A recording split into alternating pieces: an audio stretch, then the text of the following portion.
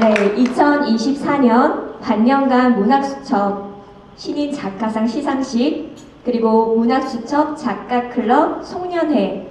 저는 오늘 사회를 맡은 완전 막내는 아니고요. 연정모신이 있어서 거의 막내 조은영이라고 합니다.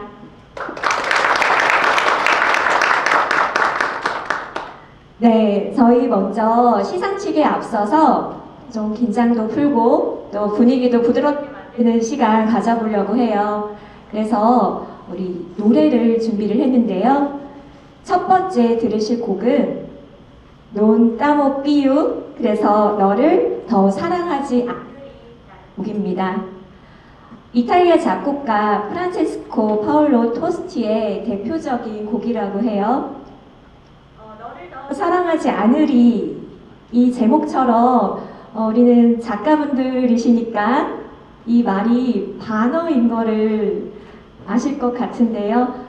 너무나 사랑했던 사람, 그래서 당신에게 내 마음을 바쳤네.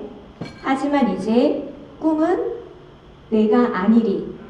너와의 입맞춤을 생각하지 않으리. 이런 강한 부정을 담은 가사로 사랑의 끝에서 느껴지는 감정을 음악적으로 아주 잘 표현한 곡을 바리톤 박일열 분이 노래 불러주시도록 하겠습니다. 그러면 박일열 바리톤님을 모시도록 하겠습니다. 큰 박수로 맞아주세요.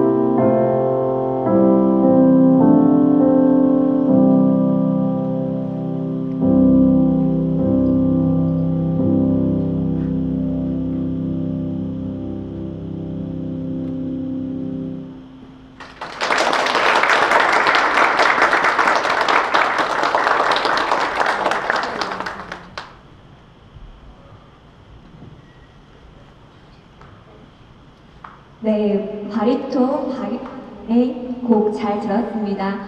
다음 곡은요, 예, 친근한 곡인데요. 10월의 어느 멋진 날의 곡입니다. 저는 이걸 처음 알았는데요. 노르웨이와 아일랜드 출신의 뉴 에이지 듀오 시크릿 가든의 대표적인 곡이 세레나데 투 스프링의 한글로 가사를 붙인 곡이라고 해요. 그러니까 원래는 봄을 노래하는 곡이었는데 가을을 노래하는 곡으로 바뀌었네요. 네, 이 정보는 제가 찾은 게 아니고요. 두 음악가님께서 제게 알려주셨어요. 네, 그래서 그 곡을 들어보도록 하겠습니다. 이번에는 독창이 아닌 바리톤 박일련님과 그리고 소프라노 정지연님의 듀엣으로 이 감미로운 선율을 함께 감상해 보도록 하겠습니다. 네, 박수로 맞이해 주세요.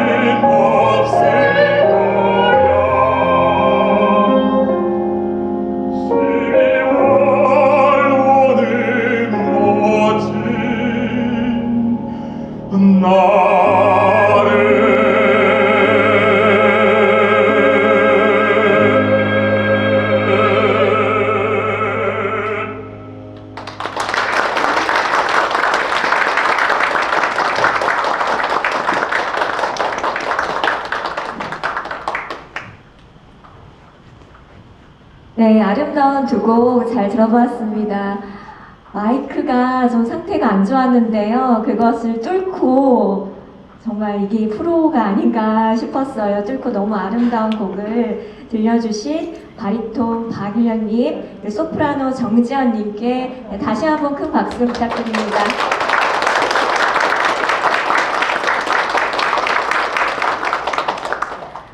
네, 10월의 어느 멋진 날에 우리 가을이 되면 항상 들리는 곡이죠. 지금은 가을이 지나 겨울이 되었습니다. 앞으로 우리의 세상을 더 멋진 날로 만들 그런 강철로 된 무지개 같은 겨울이 아닐까 싶어요. 더 멋진 날을 기다리고 있습니다. 2024년 반년간 문학수첩. 오늘은 반년간 문학수첩 시상으로 바뀐 후 두 번째 작가를 맞이하는 날입니다. 저는 2020년 시인수첩으로 등단을 했는데요. 그때 수상 전화를 김병호 선생님께 받았습니다. 사실 그때는 친구들과 치킨을 주문하고 있었을 때라서 치킨 배달 아저씨 전화를 기다리고 있어서 그렇게 아무런 긴장감 없이 받았어요. 그래서 누군가 했는데 뭐라고 하셔서 뭐라고요? 등단했다고요? 이렇게 했던 기억이 납니다. 그때 기억이 생생해요. 끊고 나서도 등단이 된 것 같기도 하고 안 된 것 같기도 하고 꿈인지 생신지 잘 모르겠어요 하고 한참 동안이나 어벙벙한 상태로 보냈던 것 같습니다. 그때는 등단만 하면 나는 정말 바랄 게 없을 것 같다라고 했는데 욕심에 가득 찬 저를 오늘 다시 한번 발견합니다. 아마 오늘 네 분의 작가님들도 그런 마음으로 오늘의 순간을 기다리고 계셨던 건 아닐까 한번 생각해 보았습니다. 많은 그 글자들 속에서, 많은 응모작들 속에서 나를 발견해 준다는 것, 나를 발견해 주는 사람, 나를 알아봐 주는 곳이 있다는 것, 그것이 얼마나 감사하고 기적 같은 일이었는지 그때 저의 초심도 다시 떠오르게 하는 날입니다. 오늘 네 분의 신인 작가가 탄생하는 날입니다. 그분들의 첫 시작, 초심에 저희가 함께 있어서 매우 기쁩니다. 그런 축하 말씀을 저희 이병희 시인님께서 준비해 주셨습니다. 이병희 시인님 모시도록 하겠습니다.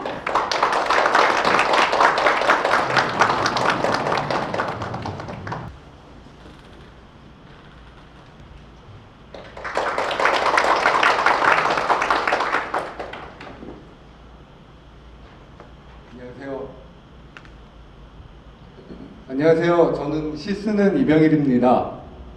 2007년도에 시 부분으로 등단했습니다.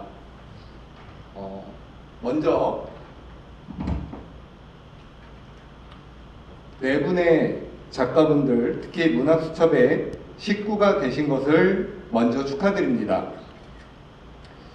신인 문학상은 하나의 등용문입니다. 용문을 오를 때에는 벼락이 치고 꼬리 그을린 큰 잉어가 용이 된다고 하는 이야기가 있습니다. 그만큼 작가가 되는 일은 성스럽고 경이로운 일이라고 생각합니다. 제가 추구하는 정신이 하나 있습니다. 바로 농명이라는 말인데요. 배고픈 사슴이 눈밭을 헤매다가 풀밭을 발견했을 때 풀피리 같은 울음소리를 낸다고 합니다. 왜 울음소리를 낼까요? 배고파서, 사랑하는 짝이 그리워서, 아니면 지금 이 순간이 두려워서? 아닙니다. 사슴은 함께 먹자고 혼자 먹는 게 아니라 함께 먹자고 온 것입니다. 사슴의 울음을 떠올릴 때마다 제가 언제 울었던가를 생각해 봤습니다. 어렸을 적 혼자 먹으려 숨겨놓았던 저의 곶감을 누나가 빼앗아 먹을 때 서럽게 울었습니다. 그리고 아버지가 돌아가셨을 때 한방눈처럼 서럽게 울었습니다. 다 저를 위한 울음이었지요. 그런데 사슴은 배고픈 동료를 위해 웁니다. 이것을 시로 쓰지 않고서는 견딜 수가 없었습니다. 나날이 개인화가 되어가는 현대사회에서 이런 공동체 의식이 필요하다고 생각했기 때문입니다. 함께 나누자는 말을 이렇게 울음으로 간절하게 표현할 수 있구나 사슴을 통해서 배웠습니다. 공동체 의식을 회복하는 것은 곧 나를 회복하는 일이기도 합니다. 저의 모집 문학수첩은 이런 농명 정신이 깃들어 있는 문예지입니다. 그런 역할을 강봉자 사장님께서 해주고 계십니다.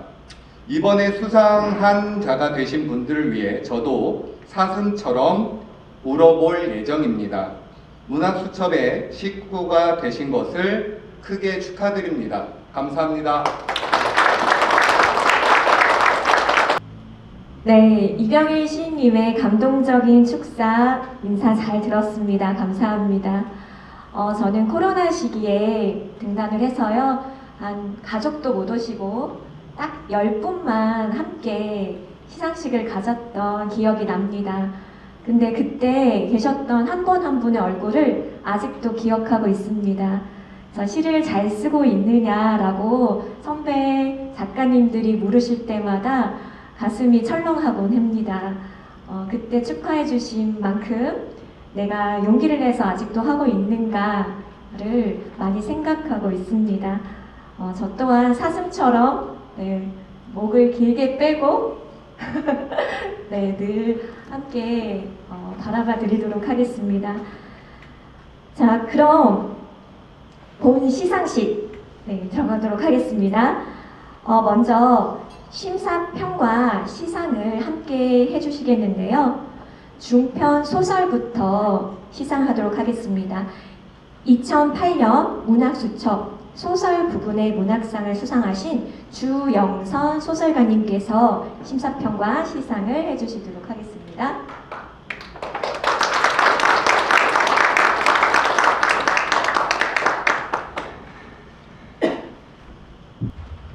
소설가 주영선입니다. 2008년에 첫 장편을 써서 문학수첩에서 첫 책을 냈고 그걸로 지금 작가 생활을 지금까지 이어오고 와서 문학수첩은 제게 굉장히 어떤 기적 같은 그런 존재고 늘 강봉자 대표님께 감사한 마음입니다. 그리고 처음으로 오늘 이 자리에 심사위원으로 섰습니다. 2024년 중편 소설 심사를 맡게 됐는데 전반적으로 굉장히 그 읽는 시간이 저에게는 심사가 아니라 독자로서 굉장히 행복한 시간이었습니다. 가을 한 달 어떤 별도의 제 공간을 제가 스스로 감금해서 셀프 감금해서 읽었는데 너무나 같이 글을 쓰는 입장에서도 많은 자극이 됐고 젊은 사람들의 고민, 주로 응모 작품들이 키어, 또 비정규직, 그런 또 가족 돌봄, 우리 사회 그런 문제들이 주류를 이루었고 그 중에서 심사를 함께 대표님과 함께 의견을 나누고 했는데요. 가장 당선적으로 뽑았던 거는 우리 모두가 이 키어나 비정규직 애완이나 가족 돌봄은 결국 상처를 남기는 것 같아요. 근데 이 당선자 이빛나 씨의 아름다운 우리들의 아름다운 호수고는 일단 작품으로서 가독성이 굉장히 좋았습니다.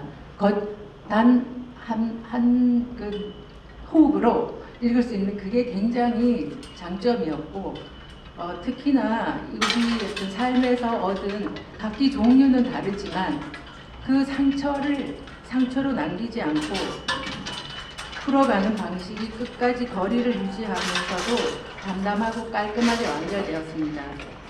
강의에서 남은 상처를 흉터를 남기지 않는다는 것은 삶을 성찰할 수 있다는 차원이고 특히 우리가 삶에서 보통 그렇게 얘기하잖아요. 문학이 아닌 것은 잊어버려라, 지나가라. 그렇지만 문학은 기록이고 그 기록이 어떻게 승화해서 타인에게 전달될 수 있는지를 보여주는 작품이고 그걸 가장 큰 장점으로 해서 당선작으로 뽑았고요. 또 이 아름다운 헛수고라는 이 표현, 그게 제목에서도 굉장히 시선을 끌었고 치명적인 그 상처의 고리를 의붓으로 한 것은 조금 통속적일 수 있나 하는 우려도 있었으나 그것을 굉장히 노련하게 녹여낸 점, 그리고 줄곧 감각적인 어휘, 그 독자들에게 굉장히 스며들 수 있는 장점이었고요. 상처를 다루는 방식이 전체적으로 깊고도 세련되고 감각적인 작품이어서 당선작으로 뽑았습니다. 축하드립니다, 이빈 씨. 네, 그러면 당선작 우리들의 아름다운 헛수고 이빈나 작가님 앞으로 모시겠습니다.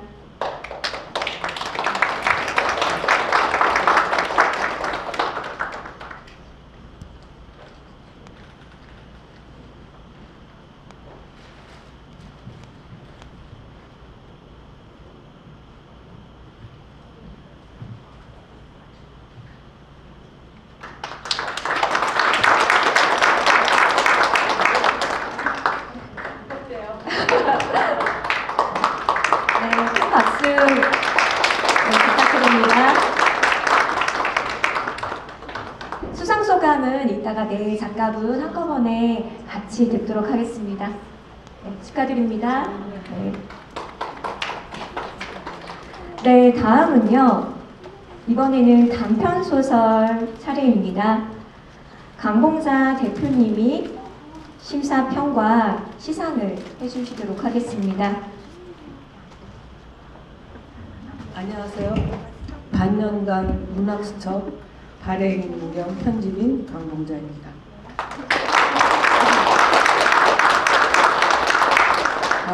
정말 그래도 자리가 좀 많이 찼네요. 아까는 헐렁해서 좀 저거 했는데 이번에 단편을 저희가 맡았는데 총 음모작이 이제 2편씩 낸 사람도 있어요. 그래서 90편이 들어왔어요.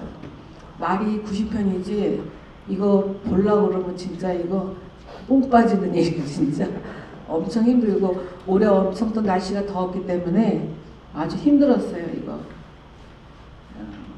제가 그냥 한번 당선작에 대한 거를 그냥 읽어보겠습니다. 작년에는 작품의 편차가 커서 당선작을 뽑기가 쉬웠으나 올해는 수준이 평균적으로 상향이 되어 작품을 뽑기가 쉽지 않았습니다. 당선작의 선정 기준은 신인을 뽑는 것이기에 소재의 참신성과 독창성, 그리고 전체적인 구성과 결말, 문장력, 그리고 끝으로 감동을 주는 부분이 있는가, 이게 사실은 좀 중요한 부분이기도 합니다. 제2회 반년간 문학수첩 신인상 단편 우승작 후보로는 셔터, 종이봉투남자, 그리고 도도새 죽이기, 이렇게 3편이 올라왔습니다. 많은 출품작들이 개인사 그리고 개인의 상처를 소재로 하고 있지만 그것을 읽는 타인에게 공감을 이끌어낼 정도의 필력과 호소력을 주는 작품은 많지 않습니다. 그 도도새 죽이기에서는 도도새라는 것은 멸종된 존재로서 인간의 무력함, 외로움, 그리고 삶의 부조리를 상징한다고 봅니다. 주인공이 우연히 멸종동물인 도도새를 키우게 되면서 도도새와 얽히며 느끼게 되는 감정은 현대 사회에서 개인이 겪는 고립감과 공허함을 효과적으로 대변합니다. 일찍이 어머니를 잃고 아버지마저 돌아가시고 마트에서도 해고당하며 사회에서 고립당하게 된 주인공은 결국 무기력한 자아가 투영된 도도새를 죽이기로 결심하는데 오픈 결말로 여운을 남깁니다. 이 부분은 내년에 봄에 작품이 올라오면 읽어보시기 바랍니다. 심사위원진은 고립과 부조리라는 주제를 독창적으로 풀어내고 상징과 사실성을 절묘하게 결합하여 독자에게 강렬한 인상을 남긴 도도새의 죽이기를 우승작으로 선정하였습니다. 플롯의 긴장감과 주변 인물의 활용을 보완한다면 작품의 완성도가 좀 높아질 거라고 생각합니다. 사실 이 도도새 죽이기하고 셔터하고 사실은 두 개가 조금 좀 어떤 걸 해야 될까 결정하기가 어려웠어요. 저는 사실은 셔터를 더 높게 평가를 했고 또 다른 한 번 심사위원은 도도새 죽이기를 더 높게 평가했어요. 근데 저는 이 셔터가 어떤 그 소재나 그런 거는 조금 평이하긴 하지만 문장력이 너무 좋다.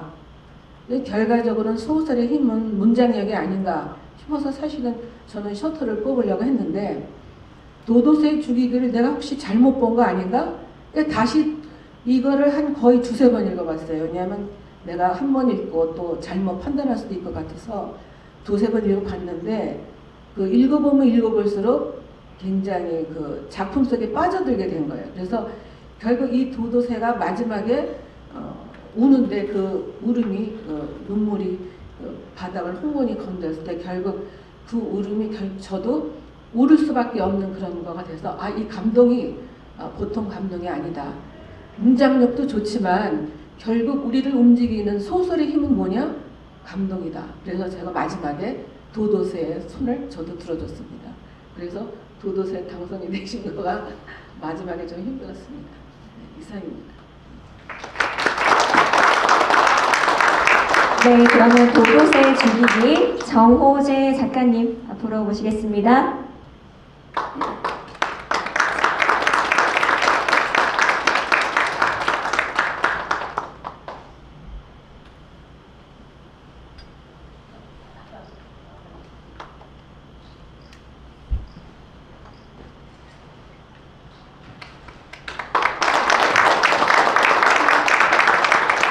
네, 큰 박수 부탁드립니다. 제가 한마디 할게요. 아니, 박하신 작가 왔어요? 아직 안 왔어요? 작년에 박하신 작가 같이 공부하시는 학교에서 같이 공부하시는 분이에요. 근데 이거 진짜 블라인드거든요. 저는 오늘 처음 봤어요. 저 작가님을. 처음 봤는데 대학원에서 같이 공부를 하고 계신다는데 제가 이제 전화를 했을 때 그 정보를 이제 물어보잖아요. 이름은 하고 전화번호만 알지. 솔직히 말해서 정보에 대해서는 아무것도 몰라요. 그러니까 학생인지 아니면 뭐 진짜 그런 뭘 직장으로 일을 하면서 소설을 쓰는지 몰라서 물어봤는데 어떻게 이야기하다가 박하신 작가가 딱 나온 거예요. 그래서 내가 아니 거기 선생님은 뭐 쪽집게 가회예요? 와 너무 놀랐어 진짜. 이 코드가 결국 맞다는 건데 우리 그 문학섭의 작가를 뽑을 때 코드가 맞다는 건데 그래도 그렇지 어떻게 한 학교에서 두 명이 나오냐고요. 이건 있을 수 없다. 누가 보면 짜고 친 거 아니라고 할 수가 있는데 정말 아니에요 진짜. 제가 너무 놀라서 그 선생님을 좀 만나 뵙고 싶어요. 그 선생님은 과일 잘 시키는 것 같다. 농담이었습니다. 네.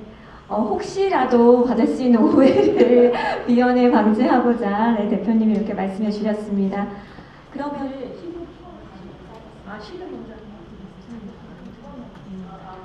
근데 희곡 저기 뭐야 네, 희곡 심사하신 분이 오늘 못 나오셨어요. 그래서 제가 이분 거 그냥 대신 읽어도 될지 모르겠네. 이분 저기 뭐야 심사평을 제일 그러면 대신 읽어드리겠습니다. 반년간 문학섭 희곡상 심사 총평. 반년 문학섭의 희곡상에 지원한 작품은 기성 7편, 신인 23편으로 전체 30편입니다. 기성과 신인으로만 구분했을 뿐 심사는 작가의 이름과 정보를 모두 가린 채 작품 자체만 집중할 수 있도록 블라인드 심사로 진행되었습니다. 기성 작가의 희곡은 기본기의 단단함과 안정감을 기반으로 다양한 아이디어를 제시한 작품들이 주목됐습니다. 상징과 의미를 캐릭터 속에 녹여내기도 했고 근미래를 배경으로 인간의 실존을 질문하기도 했습니다. 캐릭터 구축과 밀도 높은 대사의 활용 등은 기성 작가다운 면모를 보여주었으나 사건의 전개나 상황 설정 등이 모호하거나 막연한 경우가 많았습니다. 또한 이 희곡상 수상작이 창작 지원을 받아 무대화된다는 점을 전제할 때 공연의 가능성, 수행성에 대한 평가도 중요하게 적용되게 되었는데, 이에 따라 비교적 공연이 수월성이 돋보이는 지상의 사랑을 선정했습니다. 지상의 사랑은 가족, 노년, 사랑, 예술 등을 인물들의 관계를 통해 질문하고 있지만 어렵지 않고 일상적인 점이 강점입니다. 특히 주인공을 지금껏 관습적으로 형상화된 노년과 달리 개성있고 특색 있는 인물로 그려내고 있고 작품의 질감을 색다르게 만들어낸 점이 높이 평가되었습니다. 공연을 전개를 했을 때 배우들의 조화와 안정감이 자연스레 기대되는 것도 이 작품의 미덕입니다. 작품의 의무를 돋보이게 만들 제작진을 통해 좋은 공연으로 이어지길 기대해 봅니다. 신인 작가의 작품들은 대체로 무모함과 익숙함 사이 어딘가에 머물러 있었습니다. 안정감보다는 실험적이거나 전복적이거나 혹은 도발적인 면모를 기대했는데 그 기대를 충족하는 작품들이 없었습니다. 반짝이는 시선과 아이디어가 주목되었지만 그것을 풀어가는 과정이 엉성한 작품도 많았고 자신이 구축한 세계를 제대로 설득하지 못한 경우도 있었고 대사는 매력적인데 인물과 사건이 상투적이고 관습적인 작품도 많았습니다. 이에 고심 끝에 신인 작가의 작품에서는 선정작을 내지 못했습니다. 아쉬운 마음이 큽니다. 다음 공모에는 좀 더 과감하게 자신의 세계를 보여주는 패기 넘치는 신인 작가들의 모습을 많이 발견하기를 기대합니다. 반년간 문학수첩 희곡상의 큰 장점은 선정작이 대학로 극장에서 반드시 공연된다는 점입니다. 희곡은 자기가 혼자 작업한 결과물이지만 공연은 다양한 사람들과의 협업을 통해 이루어집니다. 작가가 구상한 세계가 현실화되고 입체화되는 과정은 마법과도 같이 신비로운 경험입니다. 이런 장점을 충분히 활용하기 위해서라도 기성과 신인 가리지 않고 많은 작가들이 좋은 작품을 적극적으로 지원해 주기를 바랍니다. 심사위원 배선혜 이상입니다. 네, 그러면 지상의 사랑 희곡 부분 당선자 김수미 작가님 앞으로 모시겠습니다.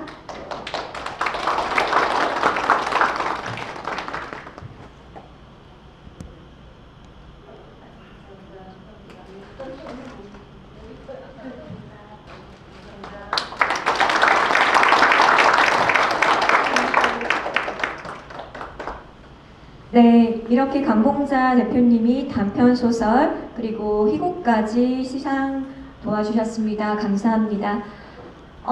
이제 마지막인데요. 마지막 이번에는 시 부분 수상하도록 하겠습니다. 지금 협성대학교 문예창작과 교수로 재직 중이신 김병호 시인님께서 심사평과 시상 해주시도록 하겠습니다.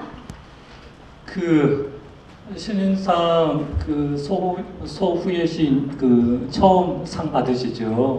저도 심사평은 처음이어서 제가 더 떨리지 않나 싶은데요.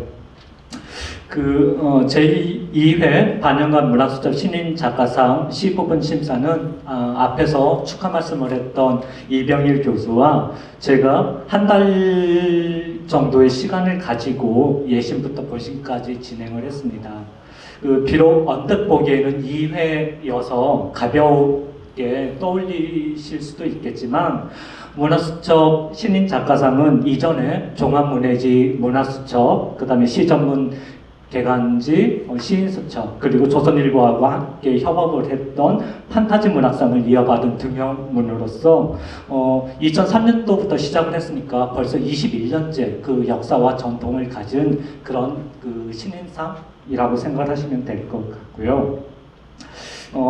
이 자리에서 솔직하게 고백을 하던데 이번에 시 부분 심사를 맡은 이병일 교수와 저 이렇게 두 사람은 한 사람의 시인을 문단에 그 새롭게 배출한다라는 그런 막중한 의무보다는 그런 사명감보다는 사실은 우리 문학수첩의 가족을 한 사람 더 모신다라는 그런 사사로움의 마음이 더 쓰였고요. 그래서 이 정도면 어지간하면 되겠다라는 그런 마음 대신에 지겹도록 더 꼼꼼하게 3번, 4번, 5번 작품을 살펴봤습니다. 그리고 밝고 예리한 눈으로 그 좋은 가족을 맞이하려고 했고요. 그 다음에 솔직히 말씀을 드려서 같은 문학수첩 식구인데 쪽팔리면 안 되니까 더 엄격하게 뭐 이병희 시인도 그렇고 저도 그렇고 여기 계시는 선생님들 계시지만 이렇게 외부에서 이렇게 심사를 하면 그냥 어지간한 작품을 이렇게 줘요. 그렇지 않나요? 저만 그런가? 그래서 저희는 아까 말씀드린 것처럼 정말 좋은 시인을 뽑는 그런 마음도 있었지만 문화수첩의 한 가족을 모신다는 생각, 그 다음에 그분 때문에 우리가 쪽팔려서는 안 된다라는 그런 막중한 마음으로 이번에 신인상 심사를 하게 되었습니다.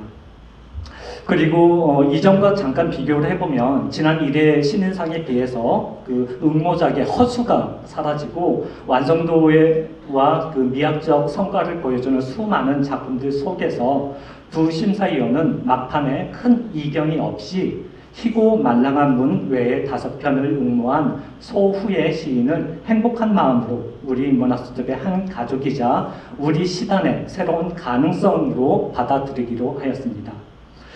기회가 닿으면 내년 봄쯤에 직접 당선작을 읽어보시면 모두가 수긍을 하시겠지만 이번 소우의 시인의 작품은 과감하지만 자기 세계를 탐색하려는 주도 면밀한 방식이 눈에 띄었고요. 안정된 어법과 정확한 문장, 선명한 묘사를 통해서 정교한 비유를 활용한 점, 그 다음에 자기 시의 세계에서 자족적인 질서와 아름다움을 드러내기 위해서 언어의 리듬까지 살려내는 품이 그 품에서 내공이 느껴졌습니다. 심사위원 두 사람은 소후의 시인의 어떤 잠재된 가능성의 매혹을 느끼면서 기꺼이 새로운 시인으로서 기대를 걸어볼 만하다라고 판단을 했고 힘 닿는 데까지 문학수첩의 일원으로서 응원을 하기로 결정했습니다.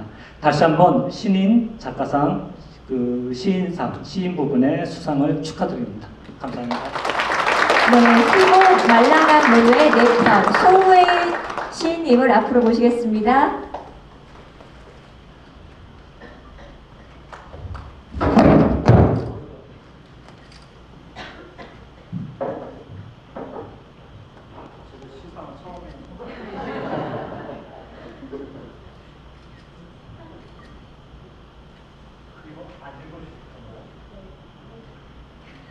되게 무겁고요. 좋은 상입니다. 그리고 제가 알기로는 이거는 평생 한 번밖에 받을 수 없는. 그렇죠? 지금 바로 옆에서 프로야구 골든글러브 시상식 있잖아요. 그 신인상을 한 번밖에 못 하거든요. 다시 한번 축하드립니다. 네, 큰 박수 부탁드립니다. 축하드립니다.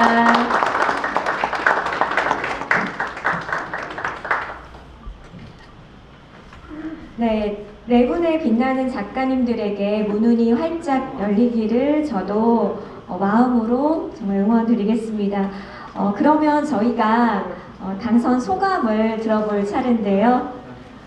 이빈나 작가님부터 당선 소감 한번 들어보도록 하겠습니다. 우리들의 아름다운 헛수고 이빈나 작가님 앞으로 모시겠습니다.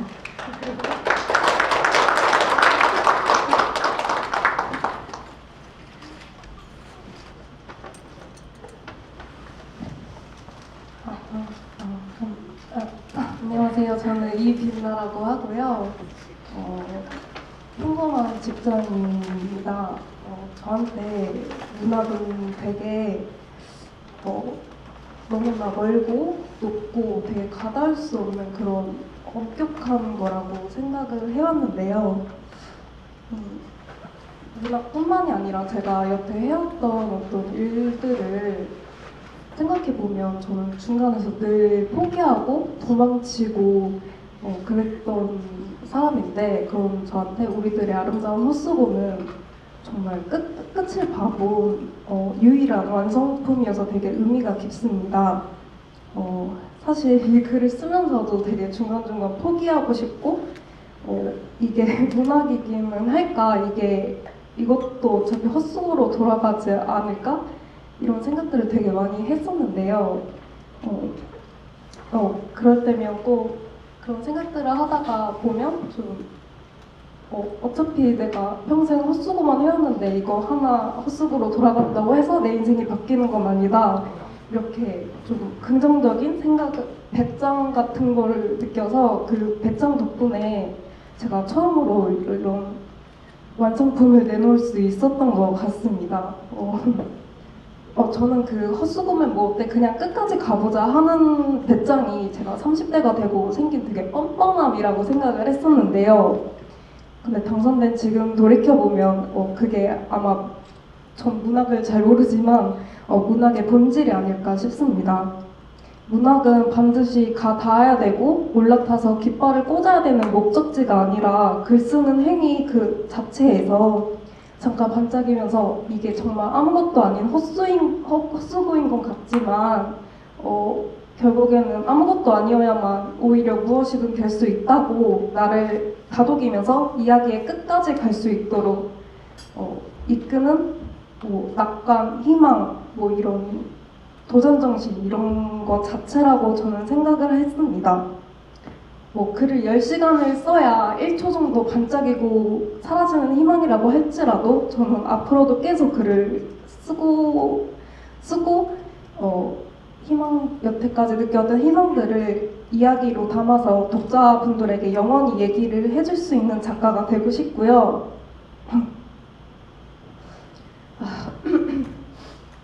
이런 깨달음의 기회를 주신 문학수첩에 감사드리고 사실 제가 실제로는 가본 적 없는 미국의 가상의 주가 무대였는데 저는 이 자리에 서서 이런 소중한 인연들을 만날 수 있었더라면 저는 가상의 우주도 만들어낼 수 있었을 것 같습니다.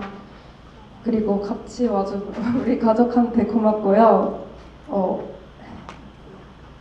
저희 부모님이 그 인천에 진짜 가로등도 없는 되게 캄캄한 동네에서 사셨었는데 옛날에 그리고 매일같이 야근을 하셨어요. 그래가지고 지금 생각해보면 전 어릴 때인데 지금 생각해보면 야근하고 돌아오면 정말 엄청 암흑이고 되게 아무것도 안 보였고 막 춥고 그랬을 거란 말이에요. 근데 거기서 태어난 아이의 이름은 빛나라고 지어주신 그 순간이 어쩌면 제가 인생에서 최초로 느껴본 문학은 아니었을지 생각해 봅니다. 감사합니다.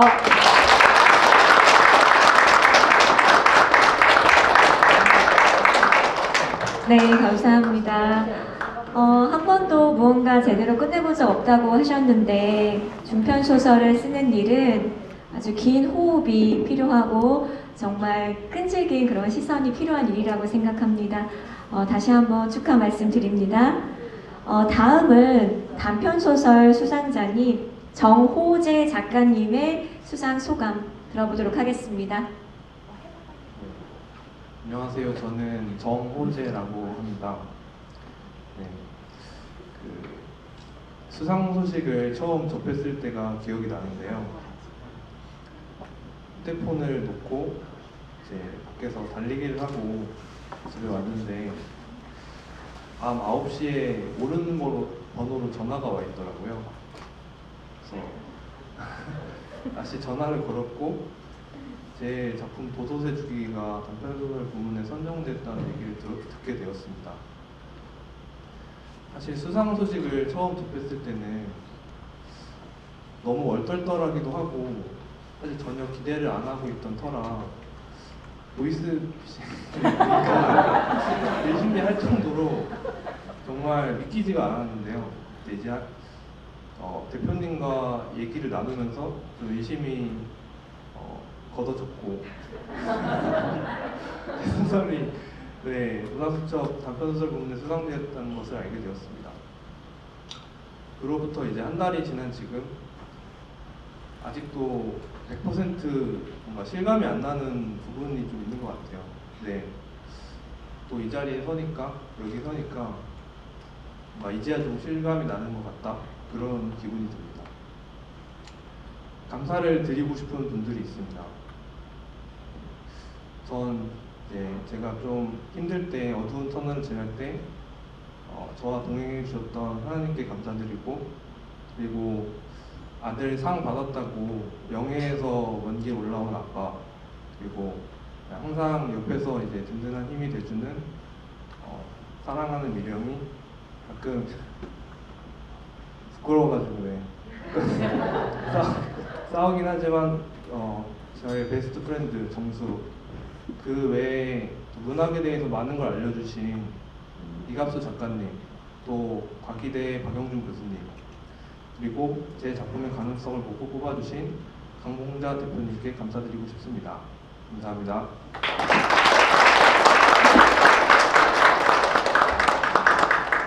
네, 저도 보이스 피싱까지는 아니지만 예, 꿈인가 생신가를 아마 이제 반영가 문학수첩의 그 지면으로 봤을 때야 조금 더 실감이 나실 거라 생각합니다. 조금만 더 기다려 보세요.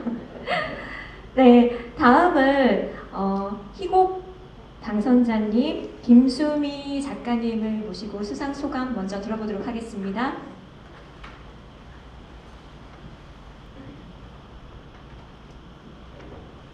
안녕하세요. 희곡 부분의 기성 작가 김수미라고 합니다. 저는 대학로에서 강봉자 대표님이 극문학을 지원하시고 공연을 올리는 걸 보면서 문학수첩 식구가 되고 싶다고 너무 간절히 바랬습니다. 그리고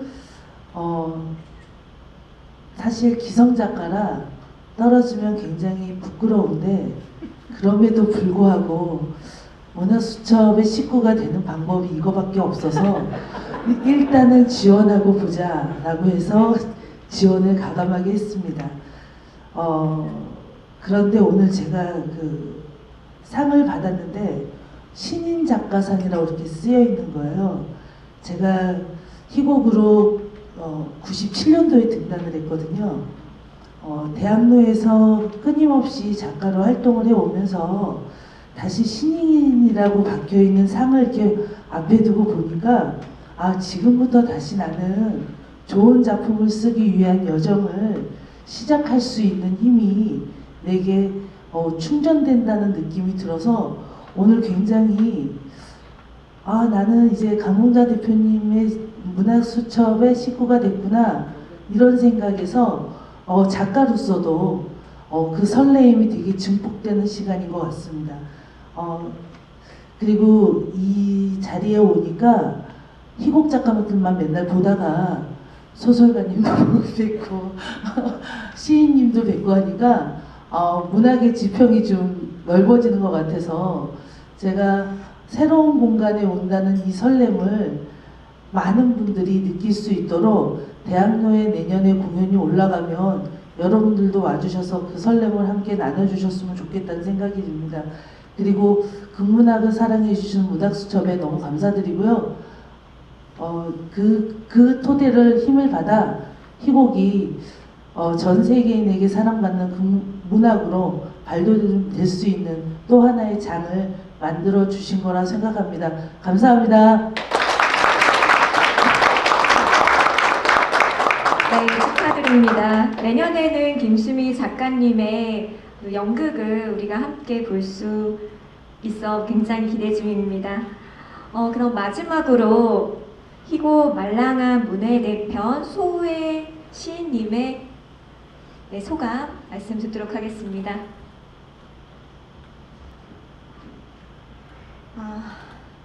감사합니다. 앞에 당선자분들 되게 자연스러운 수상 소감 하셨는데요. 어쩌죠?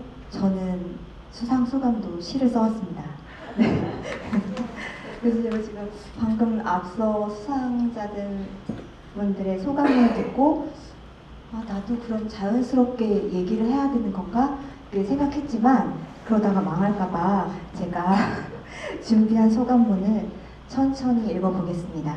혹시 지루하시더라도 끝까지 들어주세요.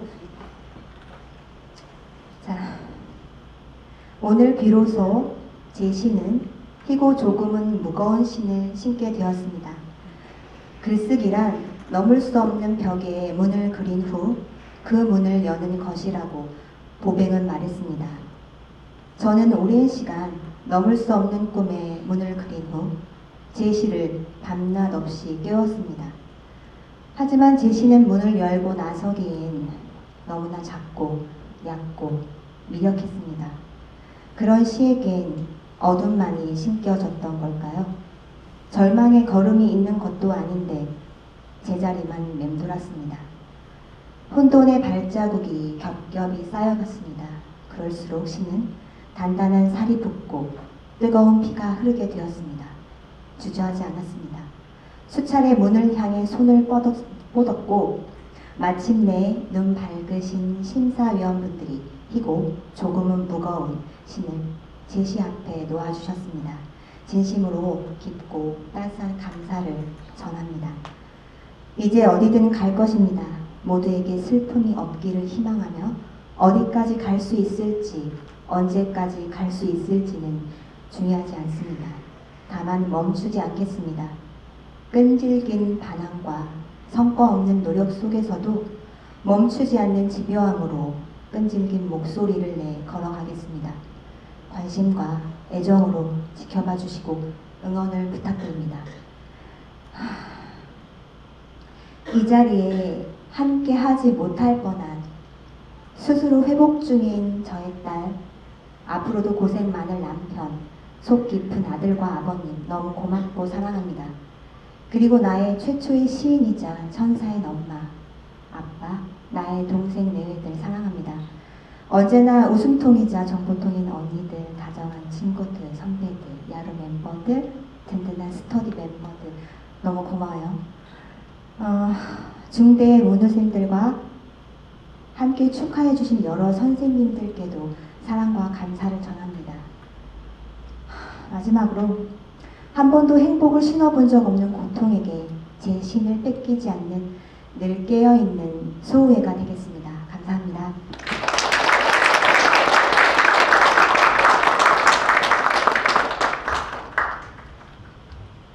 네, 축하드립니다. 저도 시 부분 당선자, 2020년 당선자라 더 수상 소감에 마음이 갔습니다. 이렇게 네 분의 빛나는 작가님들 정말 환영합니다. 죄송합니다, 제가 사회가 처음이라.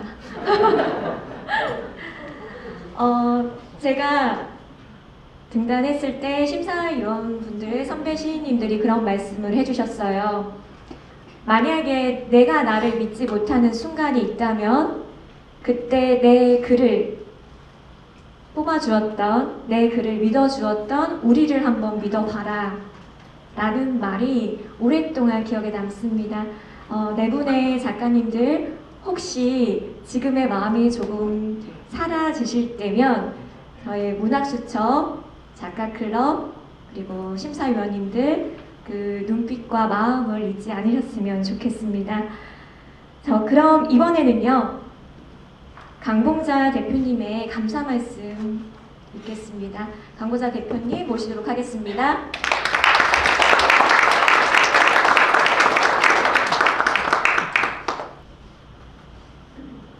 감사합니다. 지금 우리 문학적 전통에 따라서 지금 딱 50분이에요. 그죠? 그러니까 1시간을 안 넘기고 딱 맞추는데 하여간 오늘 저는 굉장히 기쁜 자리예요. 왜냐하면 제가 뭐 김종철 문학상도 있고 시학상도 있지만 이게 신인상 시상식을 좋아하는 이유는 뭐냐면 설렘이 있기 때문에 그래요. 그런데 그 시상 작년에 이어서 물론 두 번째긴 하지만 상 받은 사람이 이렇게 그 전화를 가잖아요. 아무리 어떤 출판사 사장이 10시 이렇게 늦게 당선된다고 전화하는 사람이 어디 있어요? 말도 안 되잖아요. 그죠? 근데 왜 그랬겠어요? 낮에 하면 직장인이기 때문에 전화를 못 받거나 아니면은 또 이런 경우도 있어요. 전화 받긴 받았는데 이 기쁜 마음을 전할 수가 없어. 왜? 직장이니까 몰래 전화를 받아야 되니까 네네네. 그러니까 이게 기쁘지가 않아요. 그래서 제가 그걸 보고 이러면 안 되겠다. 좀 편한 시간에 집에서 좀 편히 쉴 때 전화를 하면 마음껏 자기가 좀 즐길 수 있지 않겠나? 그래서 제가 시간을 좀 늦췄어요. 그래서 보이스피싱처럼 늦게 전화를 합니다. 근데 또 제가 좀 약간 좀 개구쟁이 스타일이 있어요. 그래서 전화할 때 정상적으로 제가 전화 잘 안 해요. 특히 작년에 저기 문윤영 작가 같은 경우는 희곡 당남인데 제가 조금 약을 올렸어요. 당선인지 아닌지 헷갈리게 만들었거든요.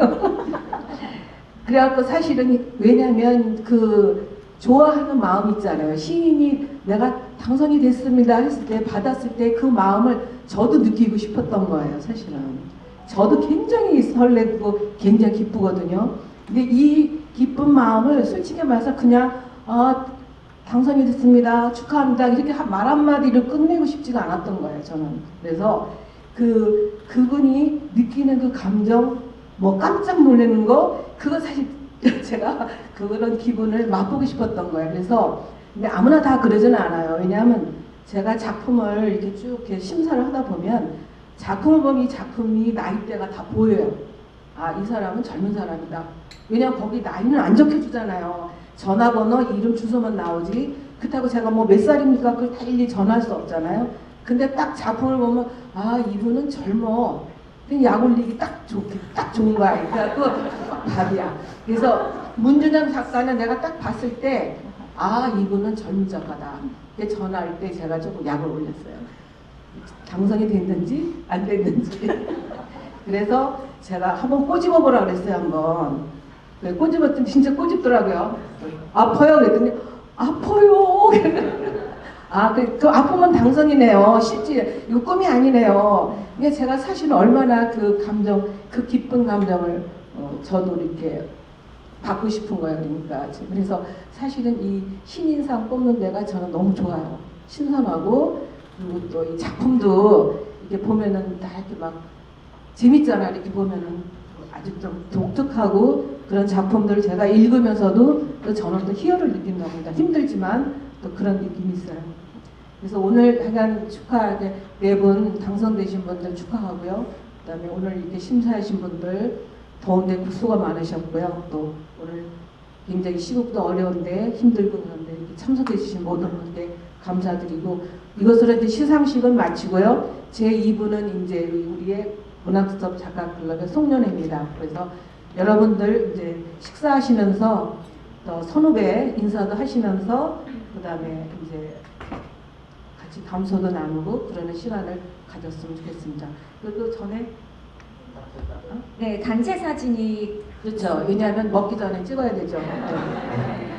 그럼 단체 사진을 찍겠습니다. 그리고 이제 단체 사진 찍고 맨 처음에 수상한 사람들 찍고 그 다음에 이제 몇 명 찍고 그 다음에 나중에 단체 사진 다 찍는 거. 그렇게 하도록 하겠습니다. 늘 저희에게 가장 편안하고 좋은 공간을 만들어주시는 문학수업 강봉자 대표님께 다시 한번 큰 박수 부탁드립니다.